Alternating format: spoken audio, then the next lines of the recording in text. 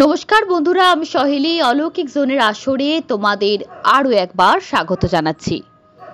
বন্ধুরা, আজ অলৌকিক জোনে ঘটনা শেয়ার করে নিয়েছেন শান্তনু চক্রবর্তী। শান্তনু লিখছেন, আমার পরিচিত এক দাদা, রূপাল দাদা, আমার অবশ্য অপুদা বলেই ডাকি, খুব পরিশ্রমী ও মিশুখে। আমার মায়ের অকালে চলে যাবার পর আমার মনের শান্তির জন্য ডেকে নিয়ে নানা আলোচনা করি। উনি ওনার স্ত্রী, যাকে আমি দিদি বলি। আজ কথা হচ্ছিল ভূত প্রেত বিষয়ে। অপুদা বলছিলেন এ ব্যাপারে তার অভিজ্ঞতার কথা।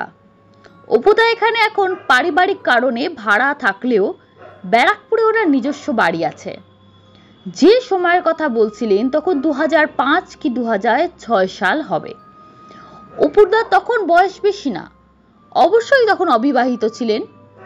বাবা মা ভাই বোন সব একসঙ্গে থাকতেন। ওনার বাড়ি ছিল ডিফেন্স এলাকায়, জায়গাটায় ঘন জঙ্গল, যা এখন একইভাবে বিদ্যমান।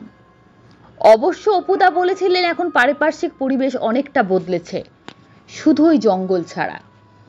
সে সময় নাকি লোকবসতি খুবই কম ছিল, ওই এলাকায় ইলেকট্রিসিটিও ছিল না। সুতরাং সন্ধ্যের পর গা ছমছমে পরিবেশ, ভৌতিক ঘটনার সাক্ষী অনেকেই হতো। অপুদার বাড়ির সামনে ছিল ন্যাড়ার মাঠ। কয়েক বিঘা জমিতে অবস্থিত ওই মাঠটি নাকি মাঠের মালিকের ডাকনাম অনুসারে ন্যাড়ার মাঠ বলে পরিচিত ছিল। যাই হোক, অপুদা রোজ রাতে শুনতে পেতেন একটি সদ্যজাত বাচ্চার কান্নার আওয়াজ, যা ওই মাঠ থেকে আসতো। দিনের পর দিন একই ঘটনা। রাতে ঘুমানোর জন্য বিছানায় শোয়, তারপরই কান্না।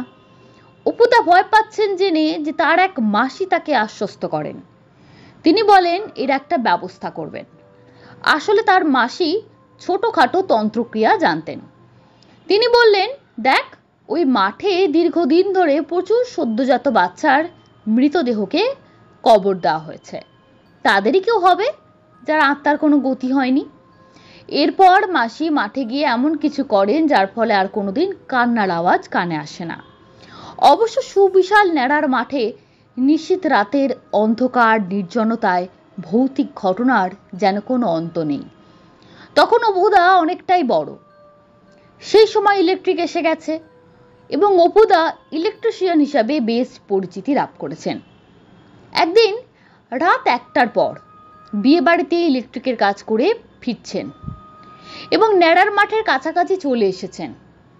হঠাৎ দেখলেন যে মাঠের গভীর অন্ধকারে একটি জ্বলন্ত আলোর শিখা। মাঠের অপর প্রান্তে একটি ব্রাহ্মণ পরিবারের বাড়ি ছিল।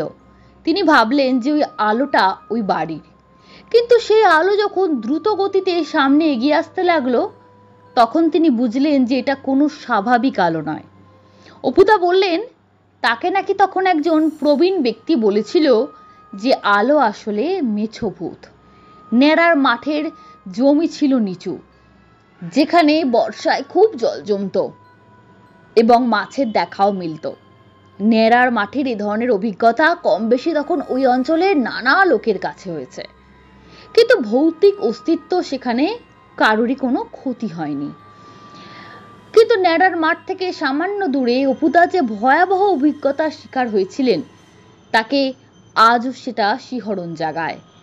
সেটা সম্ভবত ওই 2005 কি 6 সাল এবং ওই অঞ্চল তখন বিদ্যুৎবিহীন। অপুদাদের বাড়ি থেকে সামান্য দূরেই ছিল জোড়া পুকুর। দুই পুকুরের মাঝে আলপথের মতো সরু রাস্তা ছিল, যা দিয়ে লোকজন যাতায়াত করত। পুকুরের একদিকে ছিল তাল গাছ আর একদিকে তেঁতুল গাছ, একদিকে জোড়া কুয়ো। জায়গাটা দিনের বেলাতে খুব নির্জন। অপুদাও বলেন যে ভর দুপুরে ওইসব এলাকায় যাওয়া তার বারণ ছিল। অবশ্য তার ওখানে গেলে গা ছমছম করত। অবশ্য স্থানটিকে কেন্দ্র করে নানা কানাঘুষো ছিল, সেটাও কারণ হতে পারে। এরকম একটা সময় অপুদার পাড়ায় একটি মর্মান্তিক ঘটনা ঘটে, যা অপুদাকেও ভারাক্রান্ত করেছিল। পাড়ায় তার এক প্রিয় দিদি ছিল। সেই দিদির বিবাহ উপলক্ষে পাড়ার লোকেরা খুব আমোদ আহ্লাদ ভুরি ভোজ করছিল। বলা বাহুল্য অপুদাও তাতে যুক্ত ছিলেন। খুব ধুমধাম করে বিয়ের অনুষ্ঠান মিটে গেল। সেই দিদি স্বামী গৃহে যাত্রা করলেন। যথারীতি স্বামীর সঙ্গে বাপের বাড়ি ফিরে এলেন দিদাগমনে। স্বামী স্ত্রী অন্যান্যরা ঠিক করেছিল তারা ওই দুটো পুকুরের কোনো একটাতে স্নান সেরে নেবে। জলে পরিপূর্ণ বিরাট পুকুরে সবাই মিলে হাসি মজা করতে করতে স্নান শেষ করল। এক এক করে সবাই পাড়ে উঠে এলো। হঠাৎই ভেজা কাপড়ের প্রতি সবার নজর পড়ল। জামাই তো আসেনি, তবে পুকুরেই নিশ্চয়ই আছে। কিন্তু পুকুরের দিকে দৃষ্টি নিক্ষেপ করে দেখলো কেউ নেই। সবাই ভাবলো তাহলে হয়তো ডুব সাঁতার দিয়েছে, এক্ষুনি উঠবে। কিন্তু বেশ কয়েক মিনিট কেটে গেল, যখন জল থেকে উঠলো না তখন সবার বুকটা ধড়াস করে উঠল। একটা লোক জলে কতক্ষণ ডুবে থাকতে পারে? সকলে জামাইয়ের নাম করে চিৎকার জুড়ে দিল, কিন্তু ঘন্টার পর ঘন্টা কেটে গেল, কেউ উঠল না। সারা পাড়ায় শোকের ছায়া নেমে এলো। আশ্চর্য, এই যে শত চেষ্টা তো জলের তলা থেকে তার লাশটা পর্যন্ত পাওয়া গেল না। গভীর শোকের সঙ্গে লোকের মনে চলতে থাকলো নানান প্রশ্নের আনাগোনা। মৃত্যু কি শুধু দুর্ঘটনা, নাকি তার পেছনে অন্য কিছু আছে? কেননা জায়গাটা তো ভালো না। অপুদার সেই জামাইবাবুর অকাল মৃত্যুর কিছুকাল পরের কথা। একদিন সন্ধ্যায় অপুদা ওইদিকে গেছিলেন, যেমন ছেলে ছোকরারা ঘুরে বেড়ায় সেরকম, তবে সেই জোড়া পুকুর থেকে অনেকটা দূরে ছিলেন। হঠাৎ তিনি শুনতে পেলেন একটা ডাক, এই অপু শোন। তখন কেবল সন্ধে নেমেছে, চারপাশে আবছা আলোয় ভালো দেখা যায় না, আশেপাশে কেউ নেই। অপুদাও বাড়ি ফেরার উপক্রম করেছিলেন, কিন্তু একসময় এখানে কে ডাকে তাকে। কিন্তু আবার সেই ডাক, এই অপু এদিকে আয় না রে। আরে, এ তো তার বন্ধু সাধনের গলা। যে পুকুরে ওই জামাইবাবু ডুবে মরেছেন, সেই পুকুরের ধারের ওই তেঁতুল গাছ থেকে ডাক আসছে, পাশেই সেই জোড়া কুয়ো। কিন্তু সে সময় সাধন ওখানে কি করছে? সেই কথা বারবার ভেসে আসছে, আয় না অপু এদিকে আয়। অপুদার তখন অল্প বয়স, ভাবলো সাধনই তো রাখছে, শুনে আসি।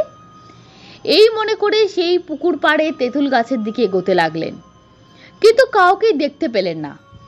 যত সাধনের দিকে এগোতে যান দেখা মেলে না, অথচ একইভাবে ডেকে চলেছে, আরেকটু আয়না রে অপু, আর একটুখানি। অপুটা যেন এতক্ষণ ঘোরের মধ্যে ছিল, হঠাৎ ঘোরটা কেটে গেল। এ কোথায় চলেছে অন্ধকারে? কোথায় সাধন? এ জায়গায় তো দিনের বেলাও কেউ আসে না। অপুদার বুকটা ধড়াস করে উঠল। তার বন্ধু সাধনকে সে ভালো করেই চেনে। এমন নির্জন জায়গায় তেঁতুল তলার আড়ালে লুকিয়ে তাকে ডাকতেই পারে না। একথা ভাবা মাত্র অপুদা উল্টো পথে দৌড়তে লাগলো, কিন্তু যেতে যেতে শুনলে তীব্র আক্রোশে চিৎকার করছে, বেঁচে গেলি জোর, আজ তোকে আস্ত রাখতাম না। কিন্তু এ তো সাধনের গলা নয়। কে বলছে?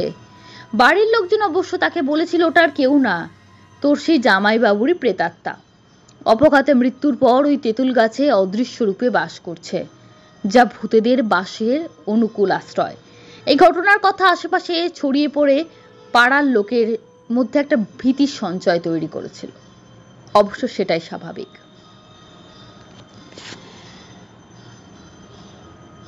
ঘটনাটা ভৌতিক অবশ্যই শান্তনু, কিন্তু একটা কথা বলতেই হয়, অনেকটা মর্মস্পর্শী এই ঘটনা।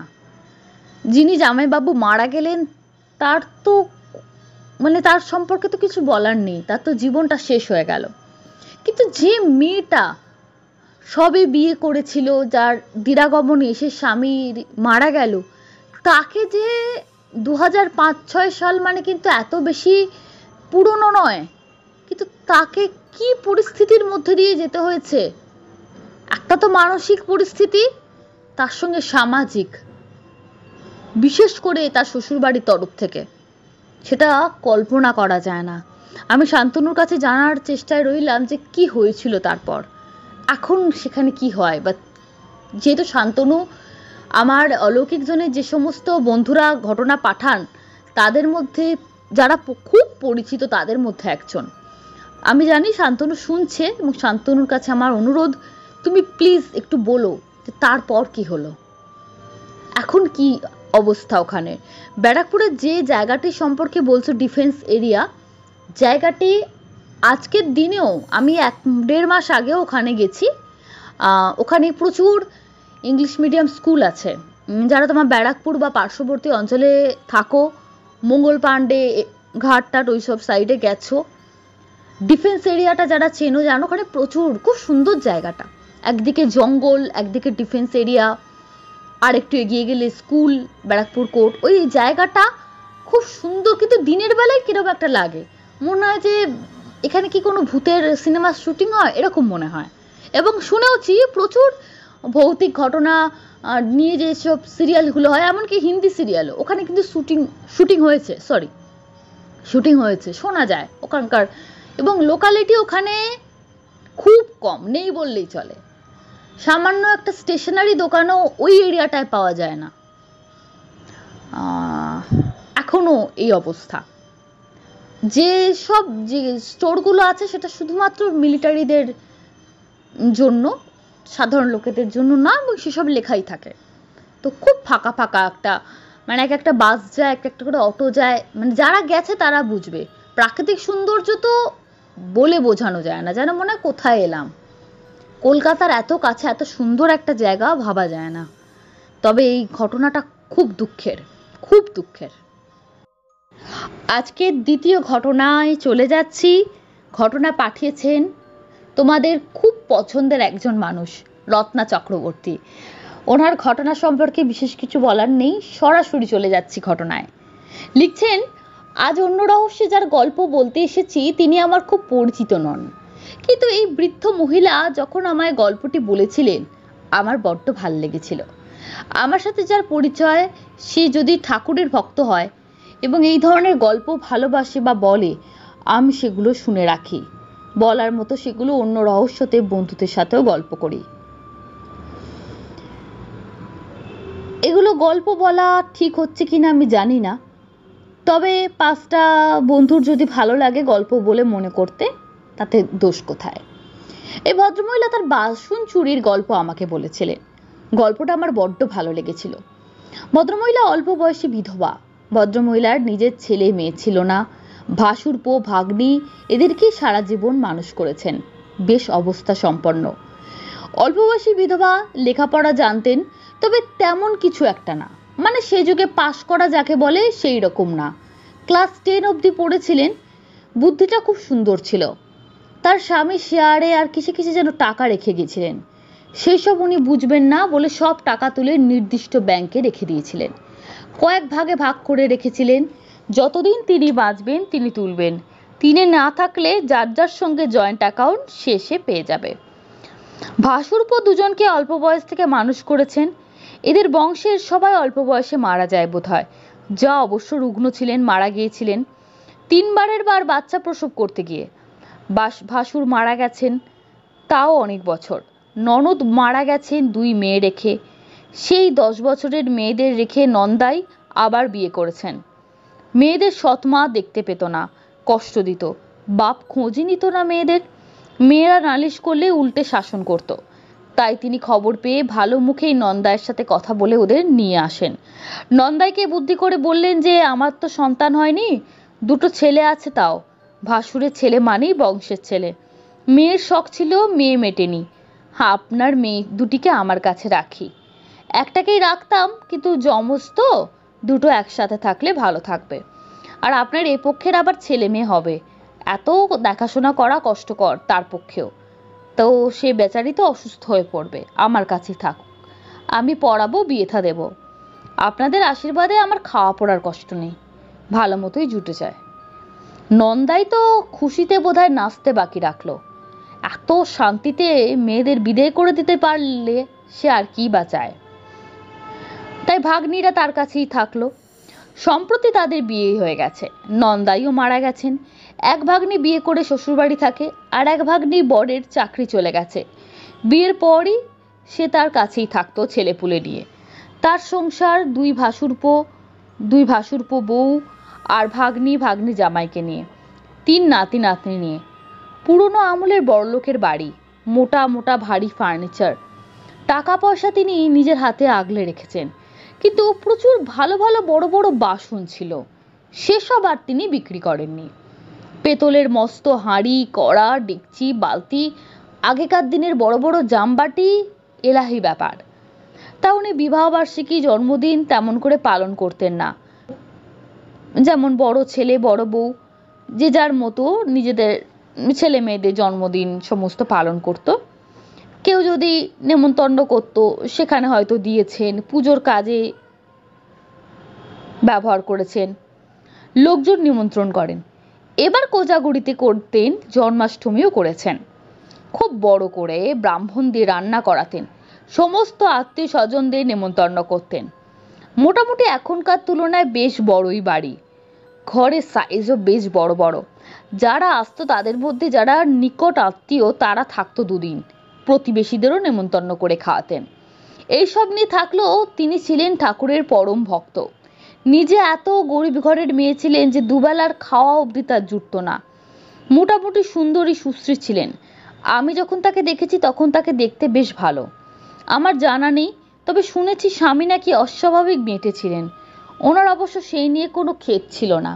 ওনার যে অল্প বয়সে স্বামী মারা গেছেন সে নিয়ে দুঃখ করতেন ঠিকই, তবু ভগবানের ওপর বিশ্বাস তার একদমই ওঠেনি। উনি বলতেন একবেলা পেট ভরেও খেতে পেতাম না, শুধু ভগবানের নাম করতাম, মন্দিরে বসতাম, প্রসাদ দিলে প্রসাদ খেয়ে জল খেতাম। আমার বাবা তো এক পয়সাও দিতে পারেনি, 6 বোন ভাই নেই। মেয়েদের বিয়ে দিতে দিতে বাবা আরো ফতুর হয়ে গেছিলেন। তার নিজের শেষ জীবনটা খুব কষ্টে কেটেছে। এনারা আমাকে এক দেখায় পছন্দ করে বিয়ে দিয়ে নিয়ে এসেছেন, কোনো কিচ্ছু চাননি। সত্যিকারেরই সাদা শাড়ি, ক্ষমা করবেন, সাদা শাড়ি, লাল পাড় আর শাখা পলা সিঁদুর দিয়ে বাবা বিয়ে দিয়েছিলেন।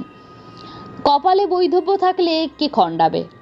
আমার মেজদি আর ছোট বোন দুজনকেই এভাবেই বিয়ে দেওয়া হয়েছিল।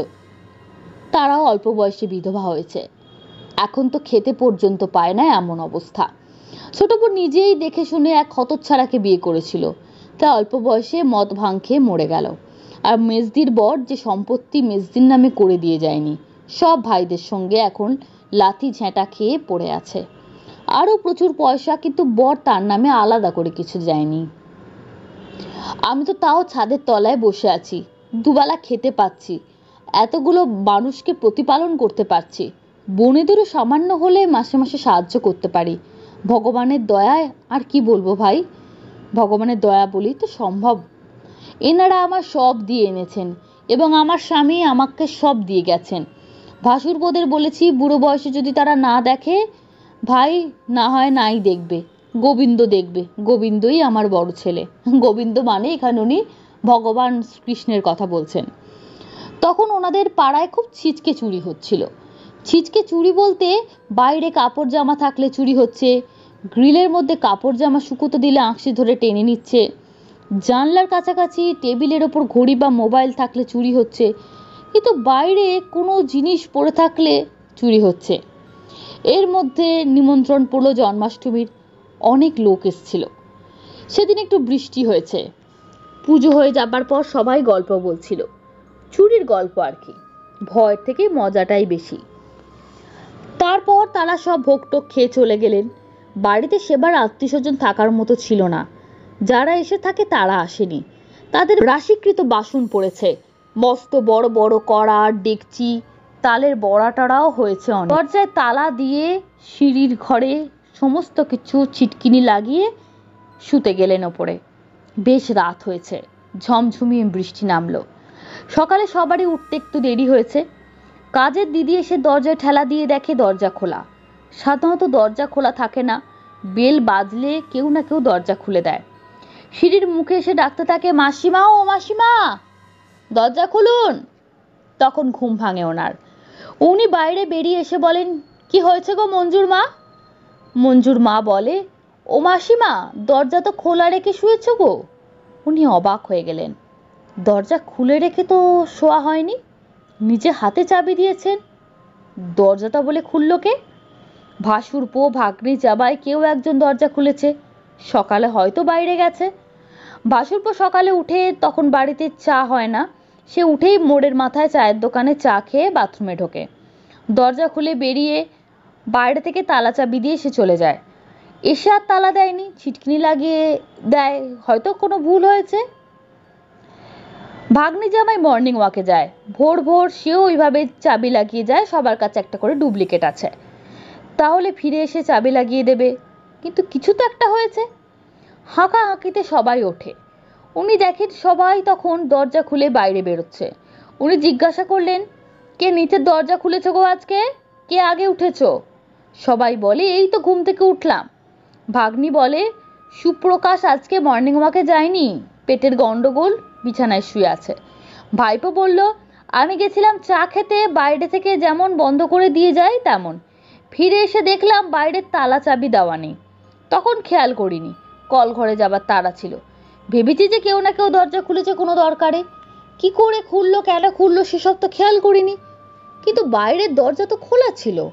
অনেক সময় আমার দেরি হলে অন্য কেউ এসে তো ওপর থেকে চাবিটা পলিথিনে করে নিচে ঝুলিয়ে দেয়, নিচের জন দরজা খুলে ঢোকে। আজকে কে ঢুকেছে, কে চাবি দিয়েছে কিছু তো বুঝতে পারছি না। আমি আর জিজ্ঞাসা করিনি, আমি টয়লেট চলে গেছি। এখন তোমার চেঁচামেচিতে বেরোলাম, ব্যাপারটা কি? ভদ্রমহিলা বললেন, তুই ভালো করে তাহলে তালা দিসনি। বাসুবা বললেন, না না, আমি দিয়ে গেছি তালা, কিন্তু এসে তালাটা যখন খুলবো তখন দেখি দরজা ভেজানো, আমি দরজা ঠেলে ঢুকে গেছি। আমার একদম মাথায় আসেনি যে দরজাটা খুললো কে। মঞ্জুর মা বলল, তাহলে বাসন কোথায় গেল, দেখছি না তো। মঞ্জু সাধারণত এদের বাড়ির কাজকর্ম করে। মঞ্জুর মা যতবার পুজো টুজো থাকে ততবার এসে পুজোর ভোগের বাসন টাসন মেজে দিয়ে যায়। তাই জন্য 150 টাকা করে উনি আলাদা করে তাকে দেন। বয়স্ক মানুষ কাজ করবে, তাও প্রচুর বাসন, ওর জন্য ভোগও ফ্রিজে তোলা আছে। এই কাজটা করতে মঞ্জুর মার খুব আগ্রহ, তাই জন্য মঞ্জুর মা জিজ্ঞেস করেছে। তখন খেয়াল করলো সবাই সিঁড়ির নিচে একটাও বাসন নেই। বেগুন ভাজার খোলা, কিছু তেজপাতা, খেজুরের দানা পড়ে আছে, পিঁপড়ে ঘুরে বেড়াচ্ছে, আর কিচ্ছু নেই। সমস্ত বাসন কেউ নিয়ে চলে গেছে। প্রথমটা যেন উনি বিশ্বাস করতে পারলেন না। সমস্ত জায়গা তন্ন তন্ন করে খোঁজা হলো, কিন্তু কোথাও বাসন নেই। উনি ভাসুরপোকে বললেন, হ্যাঁ রে, তুই যাবার সময় ভাসুরপো দরজাটা খোলা যখন দেখলি বাসনগুলো দেখেছিলিস? ভাসুরপো বলল, আমি তো রোজ যাবার সময় ঘুম চোখে যাই, এসেছি, বাসনের কথা মাথাতে আসেনি, দেখিনি। তবে নিশ্চয় ছিল, বাইরে থেকে তালা দিয়ে তো চলে গেছি। ওই একই কথা বারবার রিপিট করছিল। আবার ইতস্তত করে বলল, কি জানি মনে হচ্ছে না, কি জানি কি হয়েছে। আশেপাশের কিছু লোক এসে হাজির হয়েছে, তারা বলছে কি হয়েছে কি হয়েছে। তারা ঘটনা শুনে বলল, কি কাণ্ড। তারাও বাগানের সামনে খোঁজাখুঁজি করে। শেষে দেখা গেল একটা টবের পাশে তালা আর গোলাপ গাছের নিচে চাবি আলাদা আলাদা জায়গায় পড়ে আছে। পুলিশে খবর দেওয়া হলো, সঙ্গে সঙ্গে পুলিশ এসে গেল। ভাগ্নি জামাই ভাসুরপো সবাইকে জিজ্ঞাসাবাদ করা হলো। ভদ্রমহিলা তো প্রচন্ড মন খারাপ, বহুকালের জিনিস, দিদি শাশুড়ির আগেকার আমলে সেসব জিনিস এভাবে চুরি হয়ে গেল। ঠাকুরের জন্য ভোগ করতেন, ব্রাহ্মণ দিয়ে ক্যাটারার দিয়ে তার করতে ইচ্ছে নেই। খুব যত্ন সহকারে ঠাকুরের ভোগ দিতেন। পাড়া প্রতিবেশী আত্মীয় স্বজন একে একে খেপে খেপে আলাদা আলাদা করে দেখতে এলো। তারা চুপি চুপি বলল, এই ঘরের লোকেরই কাজ, ওভাবে তালা খুলে গেল কি করে? মনে হয় বাড়ির লোকই কেউ সরিয়েছে। সাধারণত তোমার এই ভোগের বাসন তো থাকে রান্নাঘরে। মঞ্জুর মা এসে নিচে নামিয়ে নিয়ে আসে। কাল যে সিঁড়ির পাশে ছিল সেটা বাইরের লোক জানবে কি করে? আমরাই তো জানি না। কথাটা একদম ঠিক। বাসন মাজার জন্য ওপরে রান্নাঘরে থাকা, কিন্তু সেখানে কোনো কিছু একটা আটকে যাওয়ার জন্য সিঙ্ক ভর্তি জল টইটুম্বুর। এখানে তো আর কিছু রাখা যাচ্ছে না, সেই জল মেঝেতে উপচে পড়ছে। প্লাম্বারকে খবর দেবে ঠিক করেছিলেন, ওই নোংরা জল যাতে বাসনে না পড়ে। ওখান থেকে টেনে নিয়ে গিয়ে বাসন একটা কল পাড়ে আছে, সেখানে মাজার ব্যবস্থা করা হয়। তার নিজের যেন কেমন মনে হচ্ছে সব ঘরের লোকই কেউ সরিয়েছে। লোককে অবশ্য বললেন, কে আর সরাবে, ঘরের লোকের কি আর খেয়ে দে কাজ নেই বাপু, ও কপালে ছিল হয়েছে, যার দরকার সে নিয়ে গেছে। ঠাকুরের ইচ্ছা, ঠাকুরের বাসন ঠাকুর চুরি করতে দেবেন কেন? তবে মনে মনে ভাবেন, যা গেছে তা গেছে, এবার থেকে চিড়ে দই ফলার দিয়ে ভোগ দেবেন। জানতে হবে ভগবানের আর অন্য ভোগ খাওয়ার ইচ্ছা নেই, কিন্তু তার একটা কথাই জানতে ইচ্ছে, যদি নিজের লোক নিয়েই থাকে তাহলে কে নিয়েছে? বয়স হয়ে গেছে তো বলে এখন তো মরার মতো হয়নি। আর যে এত কালের বাসন বের করে নিয়ে যেতে পারে, কাল তিনি বুড়ো হলে তার যে কি অবস্থা হবে কি জানি। জানা থাকলে ব্যবস্থাটা নিতে পারবেন। তার কখনো বৃদ্ধাশ্রমে যাওয়ার ইচ্ছা হয়নি। এদের নিয়ে জীবনটা সুন্দরভাবে কাটিয়েছেন, শেষ জীবনটা এদের নিয়ে কাটাবেন বলেই ঠিক করেছেন। কিন্তু মনে হচ্ছে এর থেকে বৃদ্ধাশ্রম ভালো, সেখানে তো তবু তার মতো কিছু নারী পুরুষ থাকবে। বোধহয় এরা আমাকে কেউ আপন ভাবে না। যদি আপনই হয় তবে এভাবে পরের মতো কাজ করলো কেন? দরকার হলে চাইতে পারতো, কিন্তু জানতে চাই বললে তো আর জানা যায় না, খবর পাবেন কি করে? এরপর পাড়ায় কিন্তু একটা এমন বড় খুব একটা চুরি হলো না, আগেও হয়নি, সব ছোটখাটো চুরি। তাই সবাই বলাবলি করছিল এসব ঘরের লোকের কাজ। কিন্তু উনি বুদ্ধি করে পুলিশের রিপোর্টটা করে রেখেছিলেন, সত্যটা তিনি জানতে চান। বাড়ির সবাই বলল বেকার এই ডায়েরি করা, এই সামান্য খবর নিয়ে কে আর খোঁজ খবর করবে? পুলিশের আর দায় কেঁদেছে। চারিদিকে বড় বড় ক্রাইম, সেখানে পুলিশ কিছু করতে পারছে না, আর এই বাসন চুরির খোঁজ করবে পুলিশ?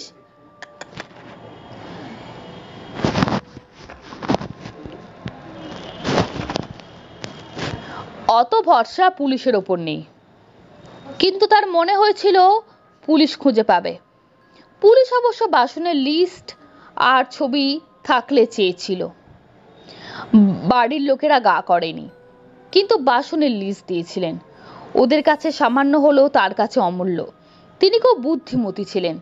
যেসব পুজোর সময় ছবি তোলা হতো, কয়েক বছর ধরে সেই ছবি থেকে এই বাসনের ছবিগুলো নিয়েছিলেন। খালি বাসনের ছবি পাঠাতে পারেননি। ভোগ তরকারি প্রসাদের থালায় দেওয়া আছে সেই সব ছবি জোগাড় করেছিলেন। নিজে রিক্সা করে গিয়ে থানায় গিয়ে বলেছিলেন, এই ছবি দিলুম, দেখুন তো আপনারা চিনতে পারেন কি না। যদি চিনতে না পারেন তার জন্য পাঠিয়ে দিলাম। ওনার ওসি খুব ভালো। বয়স্কা মহিলাকে দেখেছেন, তার খুব খারাপ লেগেছে। তিনি ছবিগুলো রেখেছিলেন। সত্যি ওইভাবে খুঁজে পাওয়া সম্ভব না। তবে কি যারা চোরাই বাসন কেনা বেচা করে সেই সব গেলে এই জায়গায় পাওয়া যাবে? বাসন যারা নিয়েছে তারা কি নিজের কাছে রাখবে? নিশ্চয় বিক্রি করবে। ভদ্রমহিলা যথেষ্ট সম্মানী ছিলেন। নিজের গায়ের গয়নাগুলো দিয়ে ভাগ্নিদের বিয়ে দিয়েছিলেন। কৃপণ স্বভাবের মোটেই না। তবে জিনিসপত্র নষ্ট করা একদম পছন্দ করতেন না। ভাইপোদের মানুষ করতে অনেক খরচা হয়েছে, ভাগ্নিদের জন্য অনেক খরচা করেছেন। কিন্তু তা বলে কোনোদিন আফসোস করেননি। নিজের ছেলে মেয়ে হলেও তো তাই করতেন। কিন্তু বাসনের শোকটা তিনি ভুলতে পারছেন না। এটা একটা সেন্টিমেন্টের ব্যাপার। এমনিতে কোনো জিনিস হারিয়ে যাবে, নষ্ট হবে, কোনো মানতে পারতেন না। তবে ঠাকুরের জিনিস, এই যেমন শাশুড়িরা হয় আর কি, তেমনই ছিলেন। এটা কেন নষ্ট হলো, ওটা কেন পচে গেল, ভাসুরপো বউদের বলতেন। তাদের স্বভাবতই রাগ হতো। বাসন হারিয়ে তিনি শান্তি পাচ্ছেন না। যখনই পুজোয় বসেন তখনই একবার করে বলেন, কে নিল তোমার বাসন? এত ক্ষমতা কার হলো? কার বলো তো এত অভাব পড়েছিল? একবার তো বলে দাও। সেই খোঁজ পাবার কি কোনো উপায় নেই গো? এরপর দূরের এক মন্দিরে এক রাত্রিবেলা বিশাল বড় ডাকাতি হয়ে গেল। গ্রিলের গেট ভেঙে কে নিয়ে গেছে মায়ের গায়ের গয়না আর বাসনপত্র, এমনকি অ্যালুমিনিয়ামের হাঁড়ি পর্যন্ত নিয়ে গেছে, খঞ্জনি অবধি ছাড়েনি। আর এই মন্দির যারা প্রতিষ্ঠা করেছিলেন তাদের খুব নামডাক, তারা বড় ক্ষমতাশালী লোক। মায়ের গায়ের গয়না খুলে নিয়ে গেছে, তারা ওপর মহলে চাপ দিল। এবার বিশাল কড়াকড়ি শুরু হলো। ঠাকুরের গয়নার ছবি দেওয়া হলো, ঠাকুরের গয়না ছবি থানায় থানায় পৌঁছে গেল। খুব জাগ্রত কালী। ওনাদের যখনই কারোর কোনো অসুখ করেছে, মনস্কামনা করেছেন, সমস্ত পূর্ণ হয়েছে। আর এক একটা মনস্কামনা পূর্ণ হওয়ায় মাকে গয়না গড়িয়ে দিয়ে পুজো দিয়েছেন। ফলে মায়ের গয়নার সমস্ত হিসেব তাদের আছে। গয়না ধরা পড়লো না, বাসন ধরা পড়ে গেল। গয়নার পরিচিত পাড়ার স্যাকরার কাছেও ভাঙিয়ে ফেলা যায়। অত বড় বড় বাসন চট করে হজম করা বড্ড শক্ত।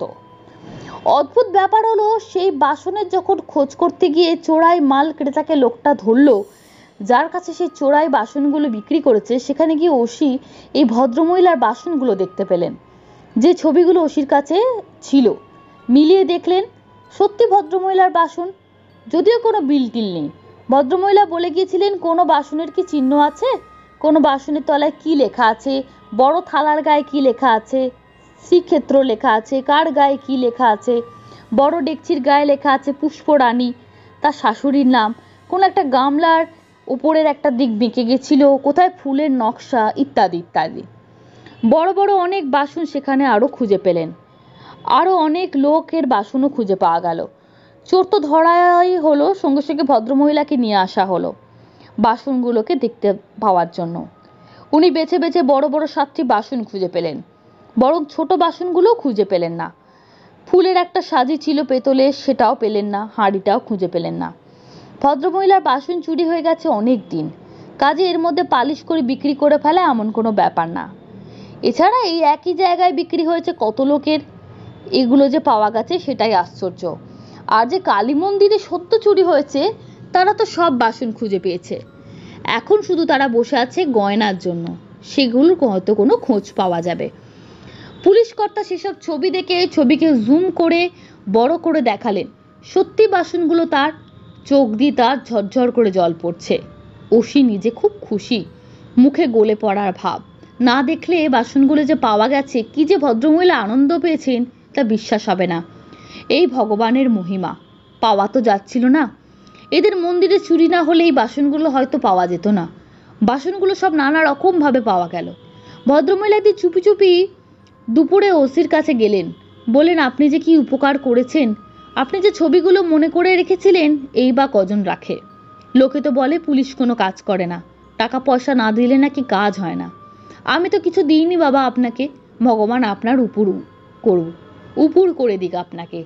সুখ, সমৃদ্ধি, ধন, ঐশ্বর্য আমার আশীর্বাদ রইল। ওসি বললেন, বলুন কি? আমি ওই বাসন যে কিনেছিল তার সঙ্গে একটিবার দেখা করতে যাই, শুধু দুটো কথা বলে চলে যাব। অনেকক্ষণ ভেবে ওসি বললেন, আসুন আমার কাছে, আমি বলছি। লোকটা বসে রয়েছে দেয়ালে ঠেস দিয়ে, তার সঙ্গে ওরা দেখা করলেন। ভদ্রমহিলা বাইরে, লোকটি ভেতরে। ওসি পাশে দাঁড়িয়ে আছেন। লোকটি ওর দিকে তাকিয়ে মাথা নিচু করে নিল। তিনি বললেন, বাবা, তোমার কি শাস্তি হবে কি বিচার হবে আমি জানি না। আমি কোনো রকম কোর্ট কেস করব না। আমার জিনিস আমি পেয়েছি, আমার তাই সই। আমার লোক বলের অভাব। আমার শুধু ঠাকুরের নাম করে দুটো সত্যি কথা বলো বাবা। তুমি যে বাসন বিক্রি করতে এসেছিলে, তোমার কাছে যে বাসন বিক্রি করেছিল, তুমি তাকে দেখলে চিনতে পারবে? ওসি হেসে বললেন, এরা চোরাই মালের ব্যবসা করে, কত লোক দিনে আসে, চিনতে পারবে কি?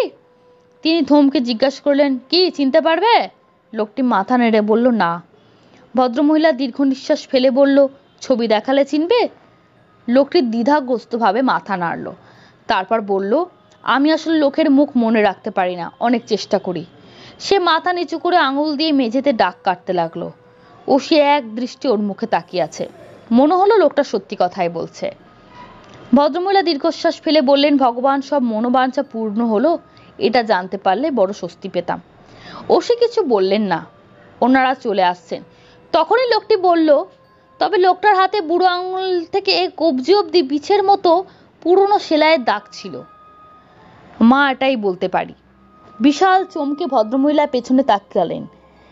এমন চমকে তাকালেন, ওসি অবাক হয়ে ভদ্রমহিলাকে বললেন, আপনি চেনেন মাসিমা? ভদ্রমহিলা পাথরের মতো চুপ, মুখ দিয়ে তার কোনো শব্দ আসছে না। ওসি অত্যন্ত অভিজ্ঞ, তিনি বুঝতে পেরেছেন যা বোঝার। শুধু বলেন, আমাকে যদি দরকার পড়েন তাহলে বলবেন, আমি গিয়ে দাঁড়াবো। কিন্তু তা না হলে আমি এ নিয়ে আর কোনো গন্ডগোল করব না। যাদের মন্দিরে অত গয়না বাসন চুরি গেছে, তাদের চুরির দায়ই তো ধরা পড়েছে। আমি তো বেশিরভাগই ফেরত পেয়ে গেছি। বুড়ো মানুষ, বেশি ঝামেলা চাই না বাবা। ওসি ওনার দিকে তাকিয়ে বলল, দেখি কদ্দূর কি করা যায়, আর ডায়েরি তো করাই আছে। এরপর ভদ্রমহিলা দালাল লাগিয়ে একটি ছোটখাটো বাড়ি কেনার ব্যবস্থা করলেন। যে ভাগ্নি এখানে থাকতো, সে ভাগ্নির নামে গড়িয়ায় বাড়িটুকু কিনে দিলেন। নিঃসন্দেহে ভাসুরপো আর অন্য ভাগ্নি এটা পছন্দ করবে না, কিন্তু আমি তার ব্যক্তিত্ব জানি। মুখের ওপর তাকে কেউ কিছু বলতে পারত না। ভাসুরপোদের ডেকে বললেন, সারা জীবন বোন বাপের বাড়ি থাকবে, এটা কার ভালো লাগে? যে যার নিজের শ্বশুর বাড়ির বা বরের ঘর করুক, তোমাদের ওপর থেকে দায়টাও চলে যাবে। যে বাড়িটা কিনেছি সামনে একটু জমি আছে, দোকান করে নিক জামাই, সেখানেই রোজগারপাতি করুক, সংসার করুক। আমি প্রথমে ছোট সামান্য কিছু টাকা দেব দোকান করার, তারপর নিজে খেটে নিজেই চলবে, সসম্মানে তারা বাঁচবে। আমি সুস্থ অবস্থায় এ বাড়ি ভোগ করব, এ বাড়ির উইল করে যাব। আমার অস্বাভাবিক মৃত্যু হলে তখন দেখা যাবে। তোমরা ভাই যারা দুই আছো, তোমরাই দু ভাই এই বাড়ি পাবে। আর আমাদের হরিদেবপুরে ছোট একটা জমি আছে, সেটা আর একটি ভাগ্নি মানে সেই মেয়েট পাবে। একে বাড়ি শুদ্ধ কিনে দিয়েছি নিজের ঘর বলে, আর এইখানে কিছু আর দিলাম না। আর একজনকে ওই জমিটা দিলাম, সে দোকান করুক, পরে যদি বিক্রি বাটা করে দেয় তার ব্যক্তিগত ব্যাপার। খাবার টেবিলে সবাই দেখা গেল গম্ভীর, প্রত্যেকেই কেউ কেউ খুশি হয়েছে, কেউ কেউ হয়নি। এরপরে 3 দিন দেখে নতুন বাড়িতে ভাগ্নে গৃহপ্রবেশ করিয়ে দিলেন, নিজের সঙ্গে গেছিলেন, ভাসুর পোড়াও গেছিল, আর এক ভাগ্নি এসেছিল। খাবার পরে দীর্ঘশ্বাস ফেলে বলেছিলেন, যাকে যা দেবার দিয়ে দিলাম, তোমরা নিজেরা বুদ্ধি করে সবকিছু রক্ষা করো। আর আমি স্বাভাবিকভাবে মারা গেলে সবটাই ওরা দু ভাই পাবে, ওখানে তোমাদের কোনো দাবি নেই। পরিষ্কার কথা, পরিষ্কার ভালোভাবে বলে থাকলে তবেই ভাই বোনদের সম্পর্ক ভালো থাকে। এই ভাগ যোগ নিয়ে সবাই খুশি হয়েছিল, কিন্তু তারপর থেকে যে ভাগ্নি ওই বাড়িতে থাকতো, সে ভাগ্নি আর কখনো ওই বাড়িতে আসেনি। বড় ভাগ্নি যাকে হরিদেবপুরে জমি দিয়েছিলেন, সে শুধু আসতো, ভাসুর পোড়া যেমন আছে তেমন থাকলো। শুধু সেই ভাগ্নি যে সারা বছর থাকতো স্বামীকে নিয়ে, সে আর কোনোদিন আসেনি। সেই ভাগ্নি জামাইয়ের হাতে বুড়ো আঙুল অব্দি একটা বিশাল কবজি অব্দি একটা ছোটবেলায় বঁটিতে কেটে গেছিল, শিরা কেটে মারা যায়নি সেই অনেক, তার একটা স্টিচ পড়েছিল, সেটাই বিছের মতো দাগ হয়ে গেছে। ভদ্রমহিলা বলেছিলেন, বাসন ফেরত পেলাম, আর কে করেছিলেন সেটা জানতে পারলে সারাক্ষণই আমার ভাসুরপো দুটো আর আমরা ভাগ্নি জামাই সবার ওপর আমার সন্দেহ থাকতো, এমনকি বাইরের লোকের প্রতিও সন্দেহ হতো। সেটা তো আমি ঠিক করে জানতেও পারতাম না, ভগবানই আমায় সব সত্যি জানিয়ে দিয়েছেন। তাই ব্যবস্থাটা সেভাবেই নিয়েছি। ওদের অসহায় অবস্থা হয়তো খুব টানাটানি যাচ্ছিল, টাকা পয়সা চাইতে পারিনি আমার কাছে, তাই হয়তো এই কাজ করেছে। তাদের চোর বলতে চাইনি, তাদের হয়তো পরিস্থিতির শিকার। তবে যেভাবে সারা জীবন সৎভাবে বেঁচেছি সেভাবেই বাঁচব, ভগবানই আমাকে রক্ষা করেছেন, তিনি করবেন। স্থির বিশ্বাসে কথা কটি বলে আমার সামনে থেকে উনি চলে গেলেন আস্তে আস্তে। অসাধারণ ঘটনা, এরকম ঘটনা সত্যি খুব কম আসে। রত্না চক্রবর্তীকে অলৌকিক জোনের সমগ্র পরিবারের তরফ থেকে অসংখ্য ধন্যবাদ। আপনি এভাবেই ঘটনা পাঠাতে থাকুন, ভালো থাকুন, সুস্থ থাকুন, এই কামনা করি। আজকে কমেন্ট বক্স রাখলাম না, ফিরে আসবো আগামী পর্বে। ধন্যবাদ, শুভরাত্রি।